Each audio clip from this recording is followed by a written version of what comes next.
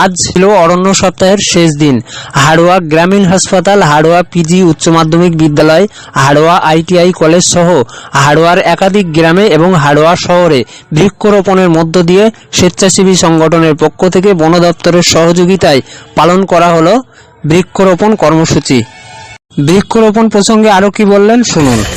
আগামী 14 জুলাই যে অরণ্য সপ্তাহ পালিত হচ্ছে, আজকে তার শেষ দিন। আমরা আজকে হাড়োয়া গ্রামীণ হাসপাতাল এসেছি, এখানে বেশ কিছু বৃক্ষরোপণ করেছি এবং এর পাশাপাশি আমরা পেয়ারা প্রাইমারি স্কুলে এবং সেই সঙ্গে আমরা হাড়োয়া পিজি হাই স্কুল ও আইটিআই কলেজে বৃক্ষরোপণ করব। আমরা চাই পরিবেশকে সুস্থ রাখতে, পরিবেশকে সচল রাখতে, পরিবেশকে সুস্থ চাই বৃক্ষের রোপণ। তাই বৃক্ষরোপণের এহেন গুরুত্বের কথা মাথায় রেখে পেয়ারা প্রোগ্রেসিভ ওয়েলফেয়ার সোসাইটি আজ মহা উৎসাহে মহাব্রতীতে বৃক্ষরোপণ কর্মসূচি পালিত করে চলছে।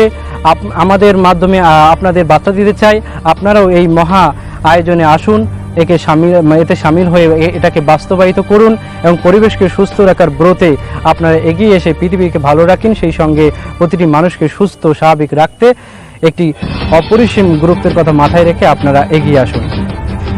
আপনাদের মাধ্যমে আমরা এও বার্তা দিতে চাই যে ক্রমান্বয়ে পৃথিবীতে অরণ্য হারিয়ে যাচ্ছে, বৃক্ষের পরিমাণ দিন দিন কমে আসছে। পৃথিবীকে সুস্থ স্বাভাবিক রাখতে বৃক্ষের পরিমাণ অবশ্যই বাড়ানো দরকার। সেই জন্য আপনারাও অরণ্য সপ্তাহে পালন করুন, বৃক্ষরোপণ কর্মসূচিতে এগিয়ে আসুন এবং পৃথিবীকে সুস্থ স্বাভাবিক রাখার ব্রতী হন।